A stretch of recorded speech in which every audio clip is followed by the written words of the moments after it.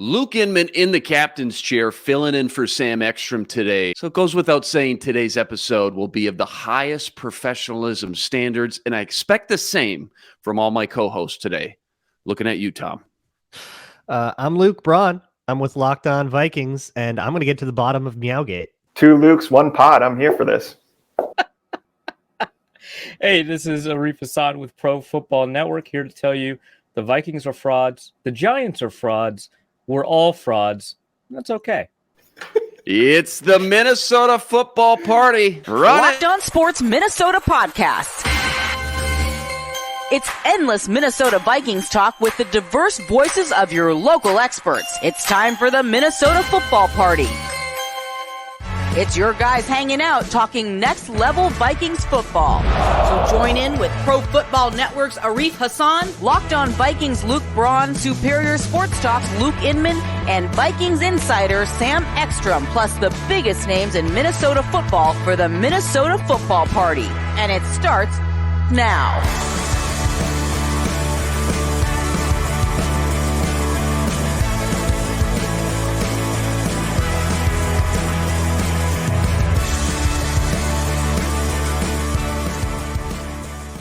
All right, guys, just because Sam's not here today doesn't mean we can just goof around. Okay, this isn't like the substitute teacher filling in like Ned Schneebly exactly in School of Rock. Yeah, we can't just jam out for an hour. We got to get serious. It is playoff week. But first, before we do that, I think it's important just to check in with everyone, touch in on the latest drama going on. Luke, Meowgate, what's the latest? Yeah, have you figured it out? What is your Meowgate? investigation reveal? Let's give Tom and everybody listening at home a quick 15-second just overview, elevator pitch. What is Meowgate important. And what's going on? Okay, so there is a TikTok out there of a girl basically saying they went on a date with a Vikings player, and the Vikings player started meowing like a cat on the date. Normal. And here's the worst part. And she decided that this was bad and that she needed to leave. That's Right. crazy. You're not into what you're weird. not into. Yeah, Right. That's whatever. She's a dog girl. All right. So obviously, the priority. Serious? Come on, guys. 5 minutes in. Come on. So obviously, the priority for this week in terms of Vikings media coverage has to be figuring out who meowed on a date. Yeah, Tom, you're there. And what's the clues here, right? Somebody said, well, she went to LSU, and then it was Iowa State, we were kind of... It's Iowa State, ISU. Somebody just mistook the I for an L. Okay. She goes to Iowa State, but she lives in Minnesota.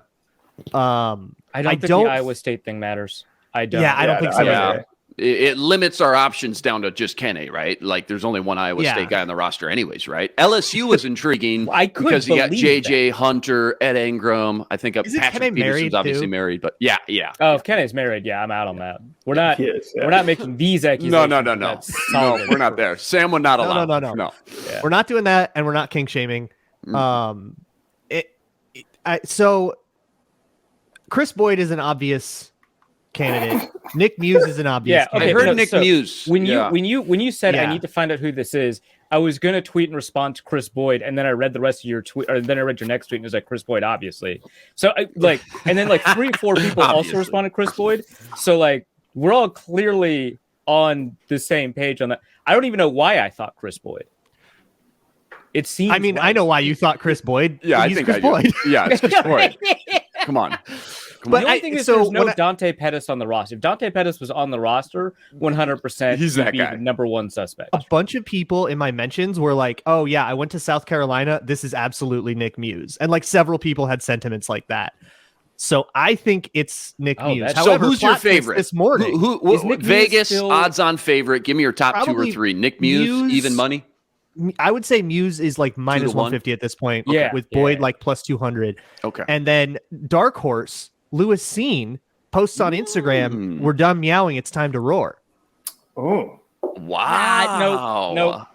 Sneaky wild card, though. I do think it's a reference. I do think it's a reference. I don't think that exactly, but I think that makes it less likely that it's him. Too obvious. No, but it's really funny. Too simple. No, it's incredibly funny. That's a critical part of the story, for sure. I love the dots we're connecting here. All right, Sam's going to kill us. We got to move on. Joined as usual, Arif Hassan, Pro Football Network, Vikings Insider on Twitter, at Arif Hassan NFL. Luke Braun, kid you copied off in math class on Twitter, at Luke Braun NFL, and joined today by one of our favorites, Tommy Guns, aka Tom Schreier, co-founder of Zone Coverage on Twitter at TSchreier3. Before we jump into it, guys, remember, follow Long Locked On Minnesota YouTube channel, hit that subscribe button, and on Twitter, give us a follow. It's at Locked On MIN. And remember, we're a podcast too, free and available, all platforms, Spotify, Apple, you name it, we got it. Tons of great choices over there too. It's your one-stop shop with endless Vikings talk with local experts. Do us a favor, hit the subscribe button and drop us a 5-star review.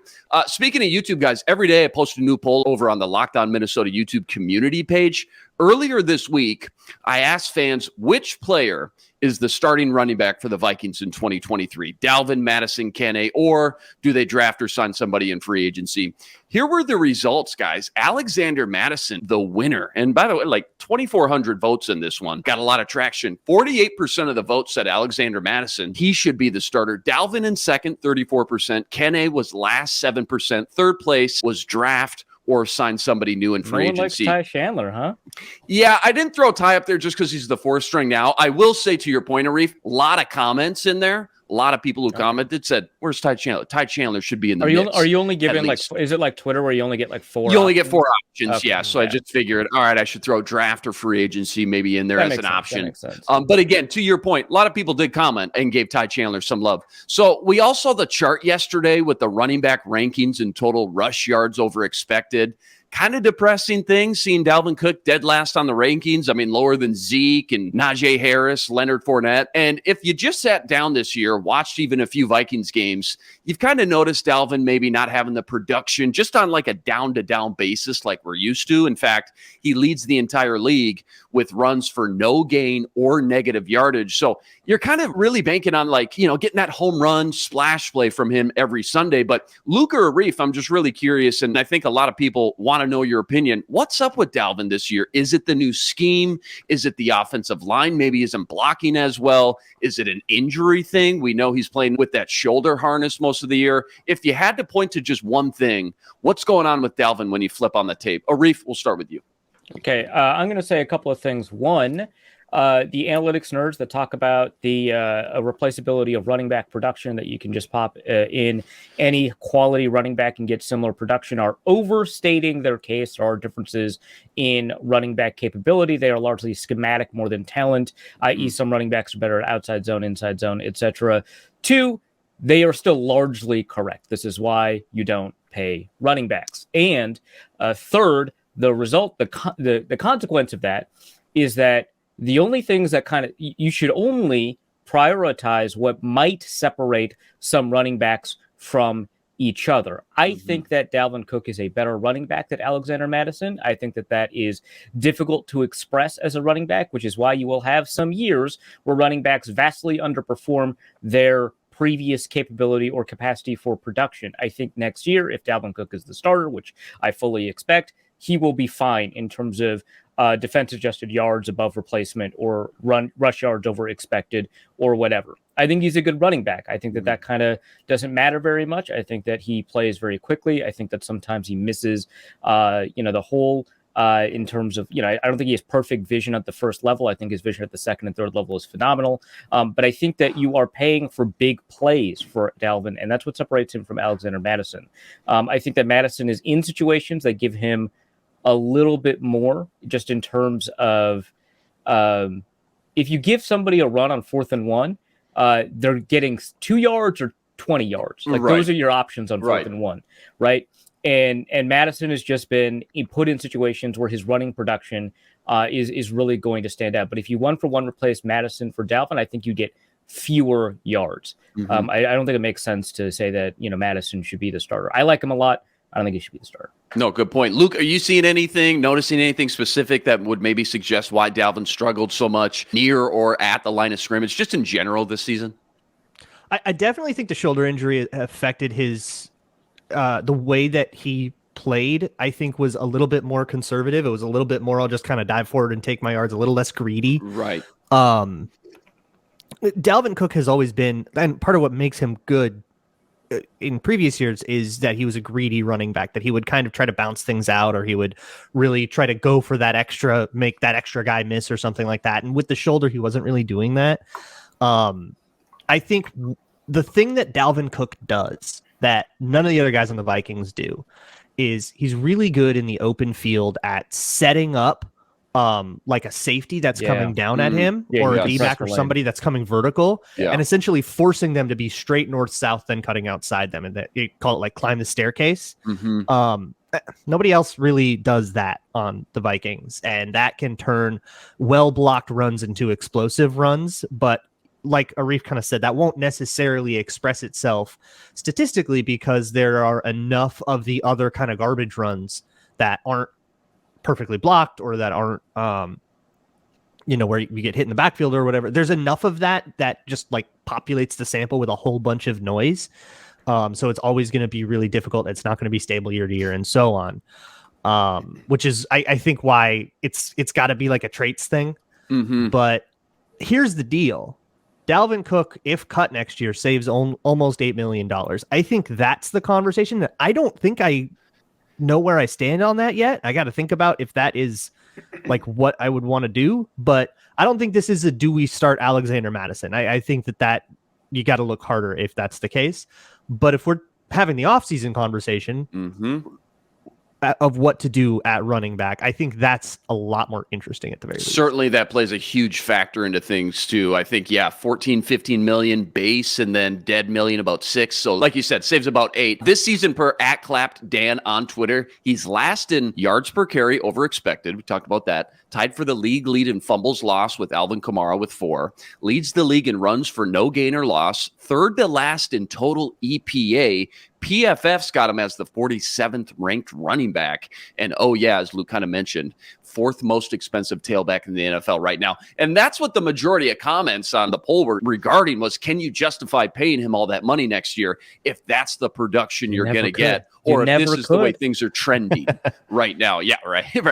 That's why I wanted to ask you two, though, if there's any hope that if they do run it back next year with him, is it in fact a scheme thing and maybe year 2 would look better? And kind of ironic, too, the 1 year he actually plays a full slate, doesn't miss any time, something we've been hoping for his entire career. We finally get it. And now the production is just not up to the standards or the bar we kind of all set. Remember, every day I'm posting a new poll over on that Locked On Minnesota YouTube community page. Go check it out. Hit that subscribe button so you never miss a beat. We're almost to 5,000 subscribers over there. Tell your friends. Help us get us to that latest milestone. Okay.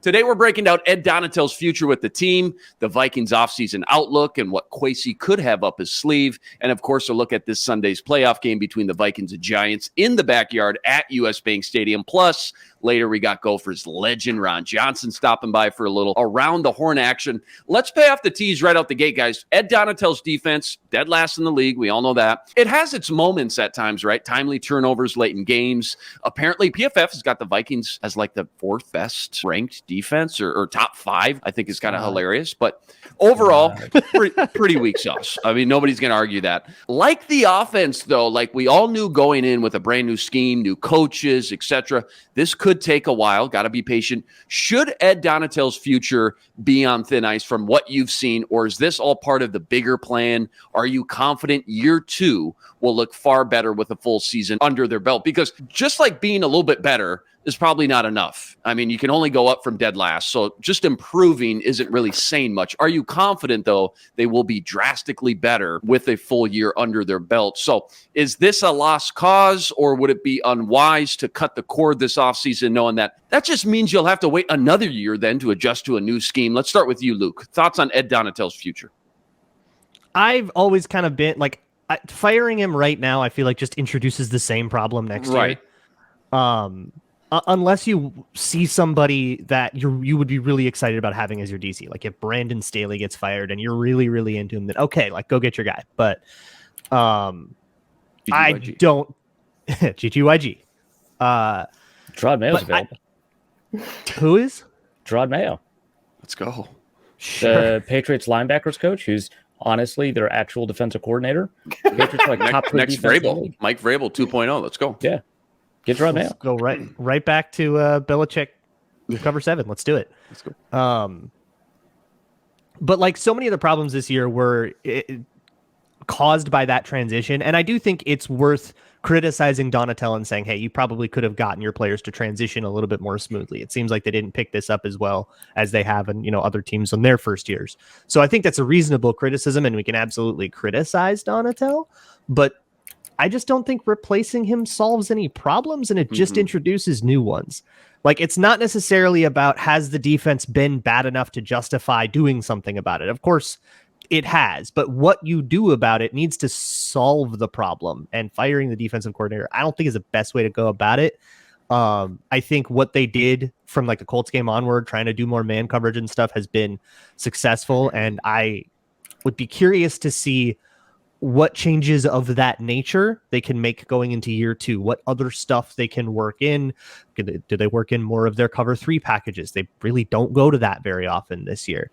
Do they work in more interesting stuff out of quarters and don't live in that cover 6? Like, I think there's a lot of interesting places they can go with that, with another offseason, with players a little more comfortable. And I would be very curious to see that. If you want to get rid of Donatel and bring in another Fangio guy, I guess I don't really care. But changing the scheme back to something else is just going to introduce the same problems and just put a big old speed bump in what you're trying to build to defensively. No, a lot of good points there. Arif, does the majority of this all fall on Donatel, or is there part of you that says he just doesn't have the players or talent to succeed in this system? His system might take an offseason or 2 to bring in and draft the right guys to fit his specific scheme. Like, is there any specific starters you watch and just don't think will ever fit the scheme Donatel wants to run here?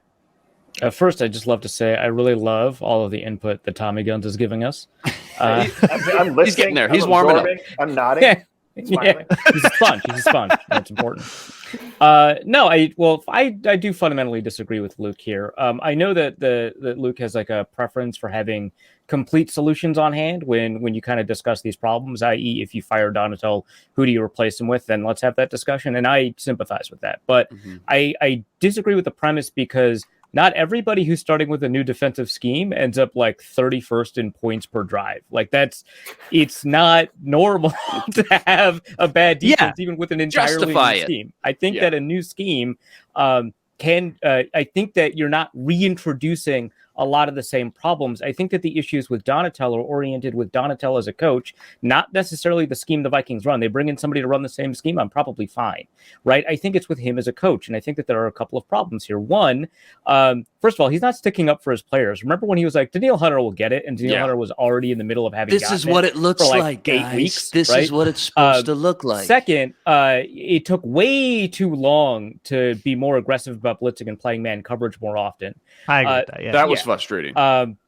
Third, the scheme at times was both too simple and too complex. And by that, I mean, it was very simple for opposing offenses to dissect it because it didn't have a lot of checks that allowed you to adapt to what offenses were doing with motion. But it was too complex because Cameron Dantzler and Cameron Bynum were making mistakes all the time. And I know that Bynum does not make a ton of these mistakes in complex schemes necessarily. He didn't make those mistakes in Zimmer's scheme. Right. And Cameron Dantzler, it's not that he was always a great corner or anything like that. In fact, his highs are even higher now than they were ever. But I feel like he was making fewer blown coverage or busted coverage type mistakes in the previous scheme. He was a worse corner. I prefer the current Cameron Dantzler. But I think that if you're in a situation where offenses can easily diagnose and your defense has no idea what's going on, like if you're at a point where Eric Kendricks does not know what to do, it is almost 100% not Eric Kendricks' fault. So that to me is coaching. It's not scheme. It's not execution. That to me is coaching. If you can't get a defense that has like 2 of the top 6 in total pressures to get pressure, like what are you doing? Right. So I think obviously firing a rep for the playoffs, that's not going to solve a problem. This is like an off-season conversation. Right. But I think that the issue is coaching. It's not scheme. It's not philosophy. It's not talent. Not to say the Vikings are extraordinarily talented, but the amount of talent that they have is underperforming the points that they're allowing and the yards that they're allowing and the first downs they're allowing. So certainly I think it's time to move on. I also expect that if they retain Donatel, which I imagine they will, I certainly expect that if they do, the defense will get better just because it's kind of hard to get worse, but also just because I do think that some of those confusion issues will end up getting kind of ironed out. But the worst place you can be is for the offense to know what you're doing and the defense to not know what you're doing. That's the worst. Yeah. I agree with that. Like, you can absolutely rip Donatel for all of that stuff. I just don't necessarily that's think atypical. That him... If you brought in a random coordinator, you'd be better. That's atypical. If you brought in a different Fangio coordinator, I wouldn't argue with it at all. Like a different person in that same scheme. Yeah, sure. Fine. Okay. Tommy, closing arguments here. You kind of heard both sides of the coin there. Is there one way you lean towards a little bit more? I'm just saying, when Zimmer came in with a 31st ranked defense, they immediately ranked like 16th. 15th. Okay? 14th. Like it is from a defensive coach too. Yeah. Mm-hmm. I mean, I think what O'Connell's going to have to do is he's going to have to learn how do you handle things that he doesn't understand as well, right? The defense is one of them. I think the running game's the other one. If you bring someone in to help on that side, with Donatel specifically, and I think this is what you're getting at, Braun, is that you can't have the shift they had in the offseason leading into this season and then try something completely different. I think my concern with Donatel is he loves the veterans, right? He talks a lot about Patrick Peterson and what Jordan Hicks does and all this stuff. And the fact that he hasn't gotten through two big ones, right? Kendricks and Hunter, if that's the case. And that he's going to have to train younger players, right? I assume that the defense at some point they're going to draft specifically for this scheme. So Kwesi has to do his part in that regard. And then Donatel will have to train them. If you're having trouble with Bynum, who successfully transferred from a cornerback at Cal, right, to Zimmer's defense as a safety, you're going to have trouble with other players who are less capable, right? Like, so that's my chief concern with Donatel. I think all those defensive guys and most coaches love their veterans. He's not going to have these guys around for a very long time, given their age. He's going to have to train these young players in, and he's going to have to do so effectively because the offense is already ready to go. I just love having one of the best blitzing safeties of all time and playing him too high the entire time. You're killing me. Awesome. You're driving me nuts, man. 12 pass rushes all season. You're driving me nuts. What if they busted out like 10 Harrison Smith blitzes in the playoffs and they were just saving If it was all a long game for having an ideal defense in the playoffs, just busted all that would out. be very funny, but they also could have used the second or first seed. I'm just saying. Nothing bad has ever happened on a Harrison Smith blitz. Nothing bad. Maybe it's not, a positive or great play, but nothing bad has ever happened. Luke, you're going to get somebody tweeting a GIF at you. This is that's fine. I'll take it. Yeah, I mean, both you guys are right. Tom brought up a great point. Like, there's going to be a little bit of balance and mix here as far as like a lot of those core veterans are aging. Obviously, there's going to be a little mix of the younger guys that are coming in. No second round pick this year. Going to be interesting to see what they do with the draft. But I think fans just point and say, listen, Kendricks, Hunter, Za'Darius, Harry, Pat P. No reason that lineup should have the 32nd ranked defense. I do think there's a lot of different factors. There's a lot of different layers to the whole puzzle. It isn't always just black and white, but at the end of the day, it is on Donatel to figure out the best ways to maximize his players' skill sets, even if it means adjusting the things he's used to doing. Like Arif said, simplifying some things to a certain degree for players instead of just trying to fit a square peg into a round hole every week, Sunday after Sunday. But going to be interesting to see what changes are made defensively this offseason, that's for sure. Speaking of offseason, moving on here, we talked about this week on the show, I think it was Monday, that the Vikings have a lot of tough decisions to make with that roster. A lot of core veterans with inflated cap numbers. Thielen, 19 mil. Harry, 19 mil. Hunter, I think, is close to 20. Free agents, Pat P., Dalvin Tomlinson, Garrett Bradbury, Dalvin Cook we touched on. JJ's contract is imminent. Cousins' decision looming. On top of all that, though, you're picking late in the draft.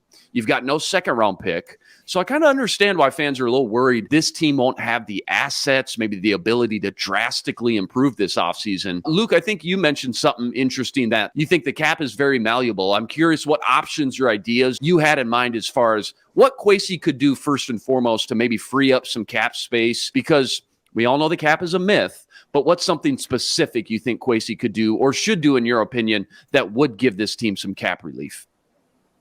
Yeah, the cap is a myth thing has like gone too far. Yeah, are we too far now? It's just way bigger than anybody thinks it is. Yeah. Because you see that scary number on like Spot Tracker over the cap. It's also we make the mistake of thinking AAV contributes to cap hit. Oh yeah, yeah, that's a good point. Right.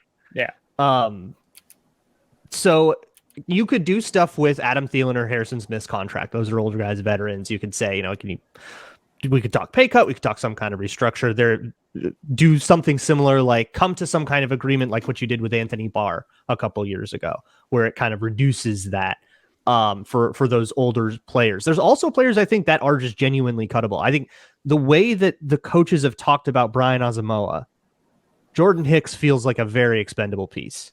Yeah, but isn't he only like 3-4 mil? I don't think so. No, I think it's significant enough. CJ Ham is another interesting one. If you don't want to keep doing the fullback thing, you don't have to. He's a very cuttable piece. I don't know. The Vikings have had some interesting success with those 21 personnel plays, and they have used it very well as a way to get guys as linebackers onto the field and then pass on them.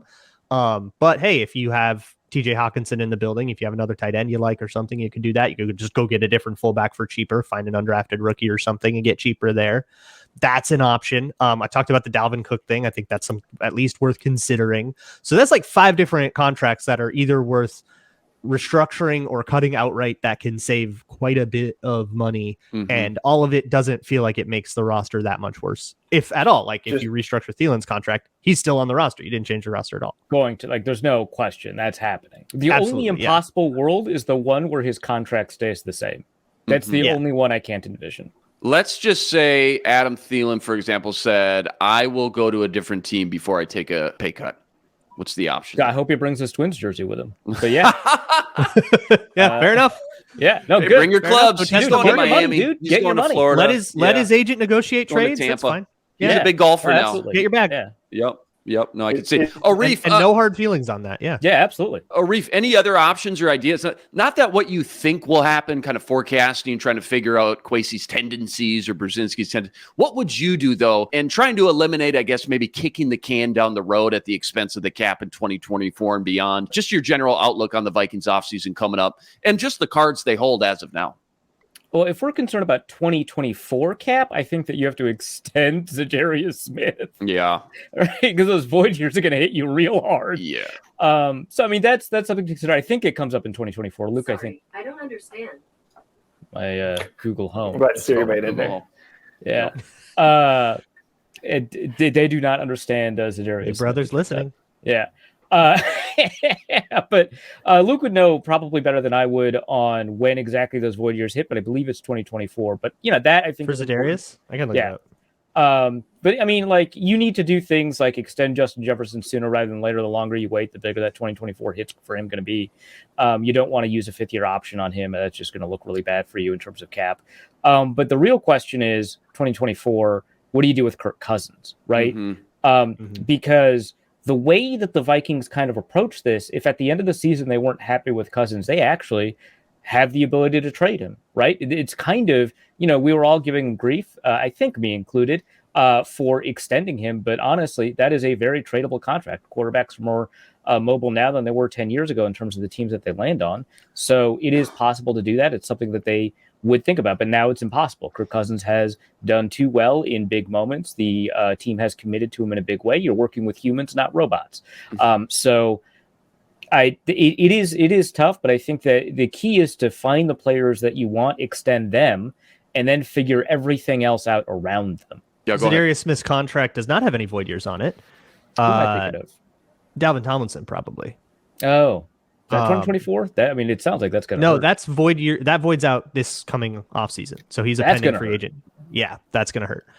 And I am very much for just extending him that dude. That dude's been killer. Which would reduce the cap hit in all likelihood. Easy. Easy. For at least this World year. peace. But I will say, Za'Darius Smith's contract has very little guarantees on it, a very small roster bonus. It was signed because we didn't know if he was healthy, so it was signed to be like incredibly cuttable. Obviously, there's a better way to put it than team friendly, but yeah, I like that. It's like if Za'Darius Smith was a huge bust, you could cut him and you'd take 3.3 million dead, and that would be it. Yeah, no, that's nice. So also a good candidate to add void years onto that if you wanted to save money. It costs less than 10 mil this year, though. This coming in 2023, which is a pretty crazy deal for a guy playing that well. I like these conversations and brainstorming about this because it stresses a lot of fans out just looking at the salary cap and seeing those inflated numbers and things like that. We got Ron Johnson waiting in the wings. Real quick to wrap up here, Tommy, just final thoughts, offseason plan, something that could ease fans' minds, give them some hope outside of, well, it's going to be year 2 of the system, so everyone should just improve from, a player evaluation standpoint, which is true, but like roster, cap-wise or draft-wise, anything come to mind when you think about the Vikings offseason? I was just looking at the Jordan Hicks contract because it came up. So it's $3.5 million cap hit. It'd be $6.5 million next year, but there's this like out in his contract where it's only 1.5 dead cap. That felt like that was created as a stopgap, right? That they'd hope Asamoah would develop and you put a younger person in there. And I think the other thing is what Thielen has to be to justify like retaining him and his status on the team, right? And I still think they probably need a third receiver. I think he's still a red zone target. I do think he's a positive influence on Justin Jefferson and some of the younger receivers, but this decline happened quick. And I don't know if it's simply just knee injury and how defensive had played him. Like I know Braun on zone coverage, you showed how teams have been more physical against him, or it's just simply a product of age, right? As you get into 32, 33, sometimes the decline hits quicker than we expect. Hey, coming up, they're all tied at 34 apiece, but who finishes their career with more interceptions, Patrick Peterson or Harrison Smith? Plus, a deep dive into which matchups to watch this Sunday in the Vikings-Giants game. But first, the Vikings started the week as 3-point favorites over the G-Men. That line is now dropped to just 2.5. Heavy money coming in on New York from the betting public. The Vikings-Giants over-under sitting at 48.5. Make sure to keep tabs all season long and check those odds out and more with BetOnline. BetOnline.net, fastest and easiest way to check in on all your betting needs. Find all your favorite sports and events at the #1 online source for odds, lines, and games. Stats, news, info, you want it, they got it. NFL, NBA, NHL, even MMA and UFC. BetOnline makes betting easy and is your #1 source for all your betting needs. Go to betonline.net today to learn more. That's betonline.net, where the game starts. All right, ding dong, look who's here. Ron Johnson stopping by, weekly guest on the show. Ron, what's happening? I haven't watched it yet, but I saw you had Peerless Price on your show yesterday. Maybe just to jump out here, what's 1 or 2 things that just stuck out to you talking with Peerless Price? Well, yeah, Peerless Price is one of my favorite receivers from back in the day when he played with Peyton. So 2 things that jumped out me right away, Peyton with Peerless is Peyton, still a great guy. He tells a story about how Peyton did something for his daughter after Tom Brady lost a game. So it's kind of a Tom Brady versus Peyton Manning family inside joke. But Peyton was so happy that Peerless Price had done that towards Brady. He rewarded Peerless' daughter with a gift from himself that she was on team Peyton and not team Brady. So that was one good one. And then the other one was just looking at the rankings. You know, when he talked about the top receivers ever to play football. He talked about where Randy Moss is versus Jerry Rice, then T.O. And then we just kind of talked about like Justin Jefferson versus Antonio Brown versus so-and-so in Hall of Fame. So all of those conversations were kind of great. But then, I didn't realize Sam found this. He had a walk-off touchdown in OT against the Vikings. I'm looking at his wiki page. The best game of his career, September 15th, 02. He caught 13 passes for $185, 2 touchdowns, including what you just mentioned, a 48-yard score in overtime during a 45-39 victory over your Minnesota Vikings. So they got walked off twice that year. Yeah, so check that out because he talks about why that was a big game for him. And so, the mindset he had going into that game. So check it out. He has some good stuff to say about the Minnesota Vikings, about Justin Jefferson, and then of course about DeMar Hamlin. He is a Buffalo Bill, and so talking about the DeMar Hamlin stuff. So it was cool to get him on. So good guy, loved it, and looking forward. I think we got Jaquez Green coming up at some point from Florida. Cool. Reached out to Ike Hilliard as well. So going to start to bring some old school receivers back into the mix. Yeah, can't wait to check that out here after the show. Let's go around the horn per usual. Go ahead, Tom Schreier, then Luke and Arif. Go ahead. There's this kind of trope that it's hard to play the same team back to back, or at least within 1 month. Why is it more difficult to play the Giants after playing them in week 16 when you've already done all that prep and they probably look kind of similar than if that game had taken place earlier in the year? Nothing. I think that's stupid. I look at any kind of fight, boxers that box each other back to back. Whoever's going to beat whoever up is going to beat whoever up. That's just something that people like to say. Coaches say it to kind of give a nod to their opponent. Beating the same opponent twice, the only thing that comes from it is the team that won sometimes goes into that game with the mindset of like, we can beat these guys. We've already beat them once.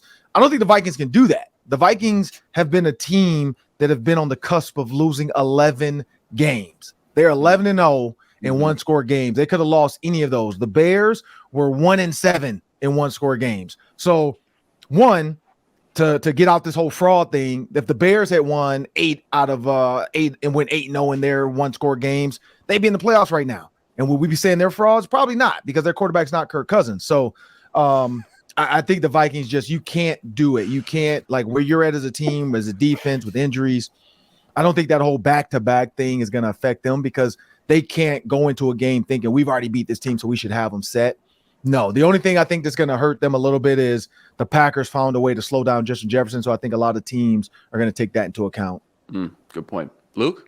On Crossover Thursday today, I talked to Pat Train of Locked On Giants, and she talked about the vibe in the Giants locker room was very calm. That they made a really big effort to kind of say, business as usual this week.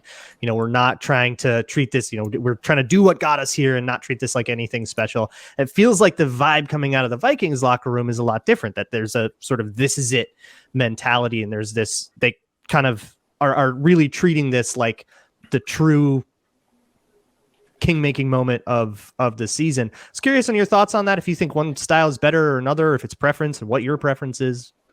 No, because when you get to Sunday, that's all that matters. I mean, if you think back to the Broncos when they won the Super Bowl, Peyton Manning didn't practice the entire week, and he just put his his helmet on in the hot tub on like Wednesday, Thursday, because he was trying to rehab his ankle. Honestly, it doesn't really matter what practice is like. Kevin O'Connell said it. They've had some great weeks of practice and then got their butt whooped. So I honestly feel like let's wake up Sunday morning. Let's have a good breakfast. Let's watch some film. Let's have a decent lunch, light lunch for the players, heavy lunch for us. They don't have to do anything but sit on camera and talk about football and look good. But I think it's going to come down to warm-ups. Like every week, you go through a whole week of preparation.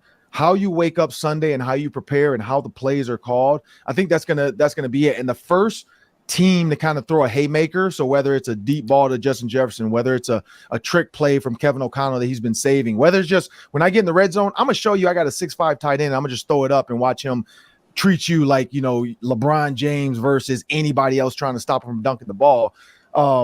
That's where I look at this team. It's going to come down to that first haymaker. Whoever throws that first knockdown punch, can the other team react, or is that other team going to get the dumps like, here we go again? The best thing about it, though, is the Vikings know if they're down, they can still come back and win any game, where I don't think the Giants are completely there. Like the Vikings never put the Giants away. I think everybody's confusing some of these games, and the Giants game was not one of them. The Giants game was always close. I think people thought the Vikings got out to a big start. It wasn't. It was 7-10 at halftime, and then the Vikings came out and scored in the second half early. So there's not, 2 field goals, I think. So it's not a lot that happened where you're sitting there thinking like, oh, yeah, this Vikings team blew the Giants out and then let them come back. And no, it was a close game from the get-go. So I don't think the Giants have what it takes to come back like the Vikings do. So, obviously they've already played once. There's been a lot of discussion about that. But I think just kind of at a base level, the whether or not you've played a team already once or not, who scares you on the Giants? And if there is anybody, look at the roster, maybe there's not. But if there is anybody that scares you, how do you stop them? Saquon Barkley. And you stop him by putting everybody in the gaps that wherever you think the play is going. So if you look at that one long run for a touchdown, and Pete Burstage and I broke it down the other night on our Fox broadcast, and the biggest issue with that run was, one, there was a zone dog call because they were thinking it was a pass situation. So you blitz Jordan Hicks off the edge. Jordan Hicks is not used to edge contain, and so it was an RPO because the tight end went to the flat. You can see Daniel Jones kind of stick it in Saquon's gut, and he's looking to the tight end. Like, if this DN or linebacker, but this outside rush contain guy comes down, I'm pulling it because I'm going to dump it off. If he comes at us, I'm handing it off because there's no way he can get Saquon going downhill. And Daniel Jones read it perfectly. The only person left to make the tackle in the hole was Cam Bynum, and that's just Cam Bynum versus Saquon Barkley. I hate to say it. Mm-hmm. That's going to be a tough matchup when he's going full speed downhill, and then you have to decide. And he put one foot in the ground, made him miss, and it was a touchdown.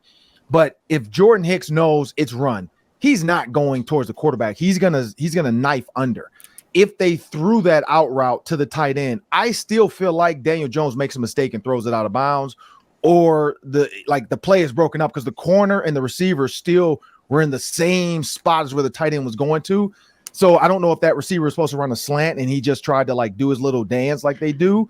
But in RPO, you can't dance on a slant. RPO, you kind of got to get up, going, and go because you got to make it a clean picture for the quarterback. And I think those type of things that the Vikings say, hey, in the RPO, let's let Daniel Jones pull it. Like, we want Daniel Jones to throw the ball. We don't want to deal with one guy left because we only have 3 rushers and one of our rushers actually went towards the quarterback. So Saquon won. That's the first one that scares me. So on all those RPOs, run situations, worry about the run. Let Daniel Jones try to beat you with his arm because I don't think he can do it.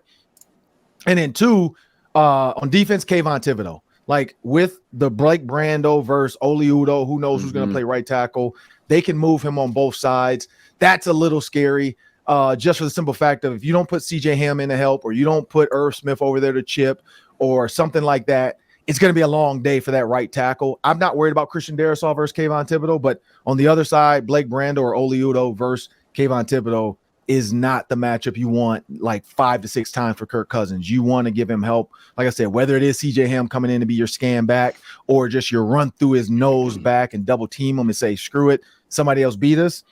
I think that's going to be the key. Other than that, I don't really, it's going to be what it was before, and that's somebody's going to have to make a play. Yeah, great stuff per usual, Ron. Glad you brought that up, too. Going to be interesting. All eyes on whether it is Brandel, what's going on with Garrett Bradbury. Is Chris Reed going to get another shot at center? But all eyes on the injury report for sure this week. Ron Johnson on Twitter, @3Ron Johnson. Check him out every day on the Ron Johnson Show, part of the Locked On Sports Minnesota Network. And if you haven't already, go check out Ron's latest interview with Peerless Price up on the Locked On Sports Minnesota YouTube channel. Hit the subscribe button. Ron, pleasure as always. We'll talk to you tomorrow on the roundtable. Yep. And if you want to get the new hoodie, meet us at the Mall of America on Friday. Rotunda? Yep. Be at the Mall of America in the Rotunda Friday, 6:30 p.m. Unreal's going to have some hoodies for sale. We're going to do a little pregame show, so it should be fun. Love it. Thanks a lot, Ron. We'll talk to you soon, all right? Thank you. Great stuff from Ron Johnson, per usual. All right, guys, let's dive into this week's matchup. Giants-Vikes at the bank. Place is going to be loud, going to be electric. Both teams obviously just saw each other, as Ron mentioned, 3 weeks ago, which is pretty unique. Don't always see that. Adoree Jackson didn't play the first time around, but Azeez and Leonard Williams did. What's one matchup you're really keying in on this week or interested in and think is going to have a huge factor in the outcome of this game? Tom, let's start with you this time. I mean, I think I'm curious what they do with Daniel Jones. I think part of this is, do they get out ahead and make him throw? But if they don't, they've had trouble with rushing quarterbacks. And I think part of the issue, Ron stated this well, the game wasn't really ever a blowout. It did feel like the Vikings had the Giants at arm's length throughout most of the contest until obviously the very end. You talk about that drive, 2-point conversion, and then forcing Greg Joseph to win it with a 61-yard field goal. But I think if you put yourself in a situation where the score's close or the Giants are ahead, obviously they're going to focus on Barkley. But is this defense organized enough to know who's accountable for the quarterback? Because one of the worst ways to lose this game, it's never going to be good if you lose a playoff game, but would be have Daniel Jones beat you with his legs. Yeah, that's a good one. Arif, matchup to watch? Yeah, thanks for the matchup, Tom. Daniel Jones versus everybody. Daniel Jones versus contain. The field, really. Yeah. Well, I guess literally there was a Daniel Jones versus the field moment, wasn't there? Right, and he lost. He is not undefeated against Kraft. That's true. Yeah. No, the matchup for me is Kayvon Thibodeau versus whoever. Right, if it's Oli Udoh, it's Oli Udoh. If it's Blake Brandel, who recently was activated to practice. I don't know if we know if he's going to play yet.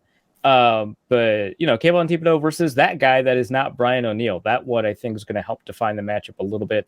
Obviously, it's always difficult to talk about, an individual defensive lineman versus an individual offensive lineman having an outsized impact on the game. But I think this is a situation where if you don't have a plan here, you're probably going to maybe not lose, but you're going to be on the back foot the entire game trying to get yourself out of that hole.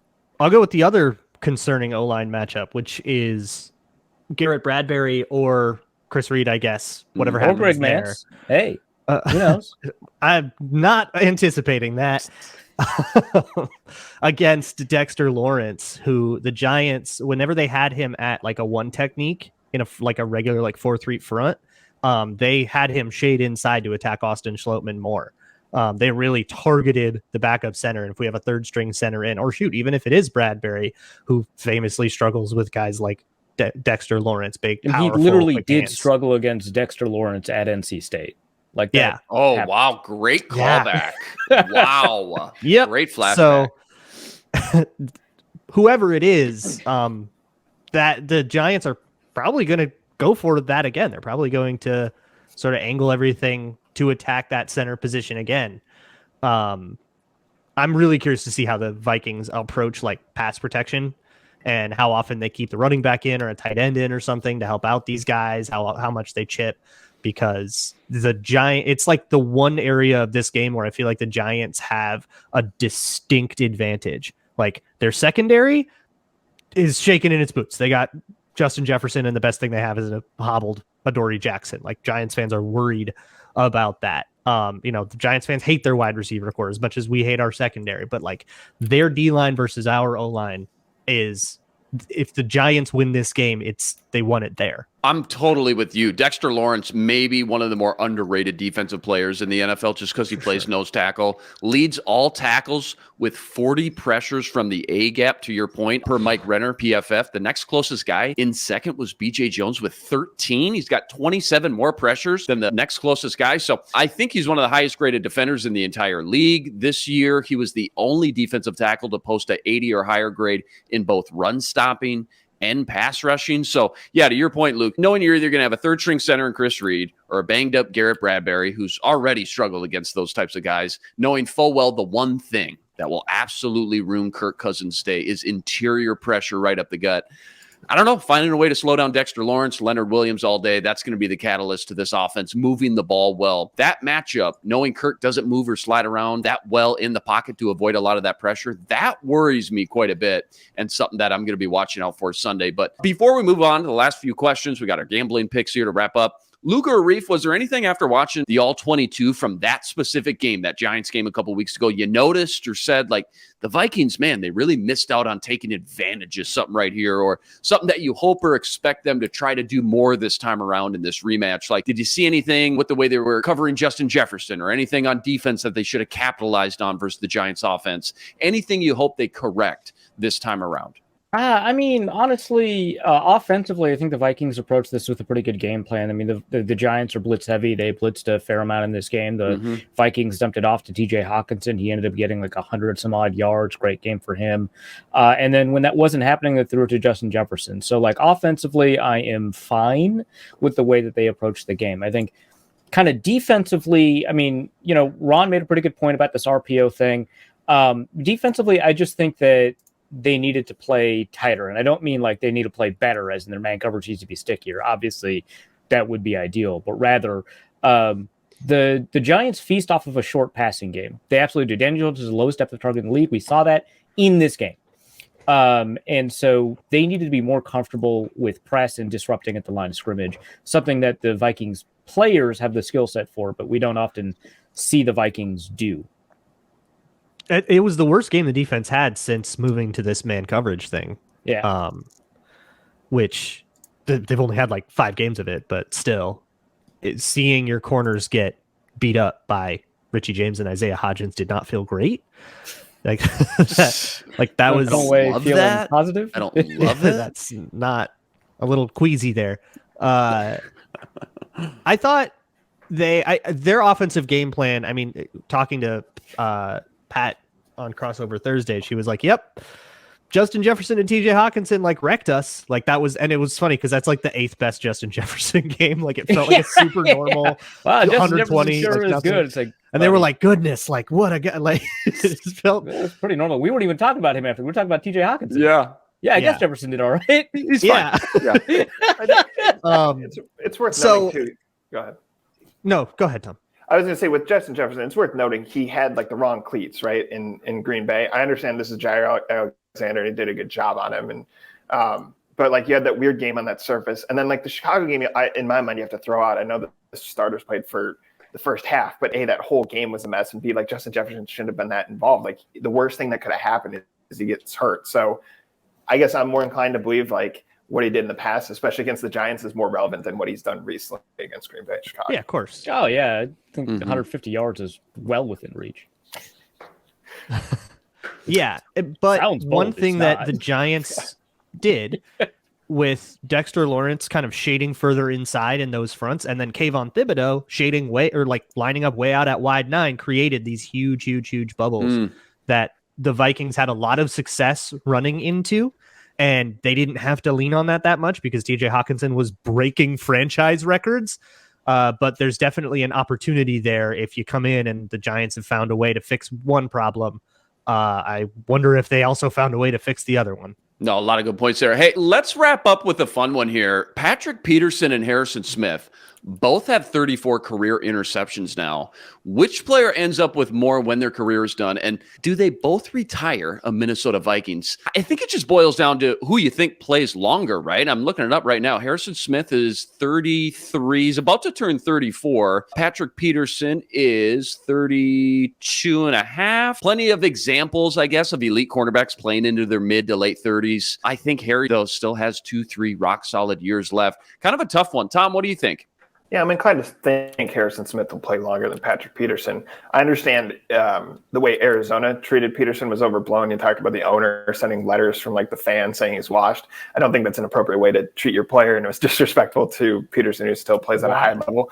But we've seen certain games where he's been outplayed. I think of like Amon-Ra St. Brown. Like at one point in the broadcast, they're like, he is just beating Patrick Peterson pretty regularly, right? But so I'm inclined Harrison Smith will play longer, even if he has fewer opportunities, I guess, to get picks because he's a safety, not a corner. I also know his grades are down, but I'm inclined to think that's how Donatel's using him. You talked about like you have this blitzing corner and he's not able to blitz. He's not near the line.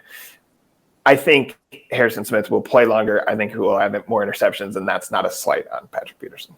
Yeah, there's zero part of me that thinks Harrison Smith doesn't retire as a Viking. Pat P, I assume, would finish here, but not quite as confident as Harry. Arif, what do you think? So I assume we're excluding one-day contract retirements, right? Oh, so, yeah. Okay, fair. Yeah, because both of them will. I mean, I guess I don't know with Peterson and the relationship. He's not going back to Arizona. He ain't going back. I don't think he's doing a. I don't think he's going to sign a one-day contract. I could see a one-day. I mean, just to get into that ring, right? Just to get into the Ring of Honor. It depends on how long it is. Yeah. Time heals all wounds. It's true. But I think that I expect Peterson to play with one more team after he's done with the Vikings. Okay. That's just what I anticipate. I don't know if that's going to be, this upcoming season. The Vikings probably should re-sign him. But just because there's like a dearth of corners on the roster.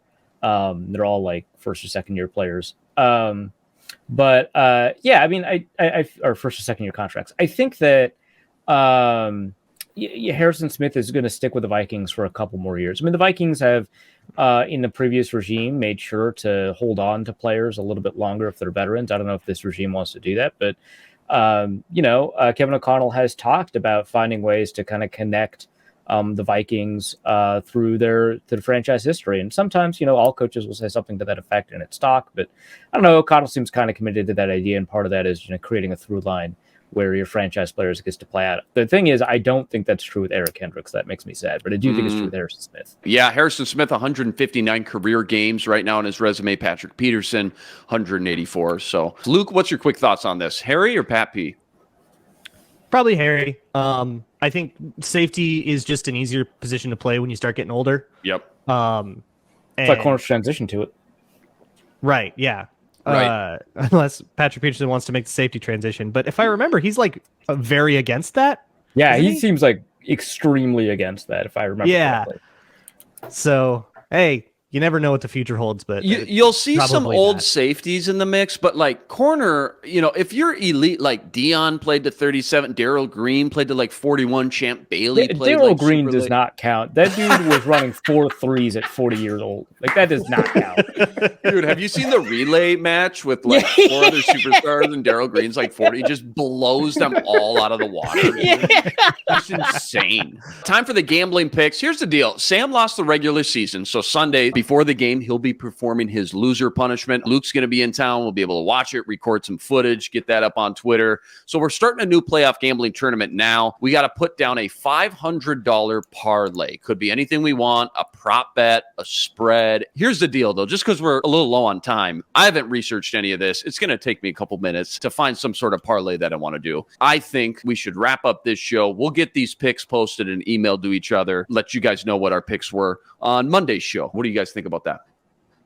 Yeah, that sounds good. One proposal, I think that we should parlay one prop and one game pick. I think that should be, we should stick to that rule. I like that. They can be within the same game or different games, but I want to have one prop and one game pick. I like that. I like that. It was so broad and just general and out there that it was going to take me a while to just, there's so many options to choose from. It was going to take me a couple minutes to find something. So, all right, for now, we'll wrap up today. Remember, like, rate, review, and subscribe to the YouTube channel. Join us every day for another episode with your 30 to 60-minute breakdown of everything Minnesota Vikings. We're a podcast too, free and available, all platforms. Subscribe, drop us that 5-star review. Find us now streaming on your Roku or Amazon Fire Stick devices. Just look out for our Locked On Sports Minnesota app there as well.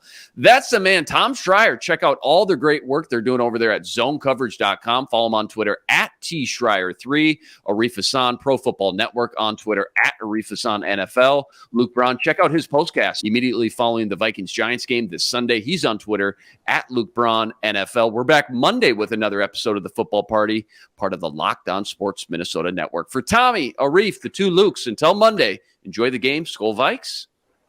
Signing out.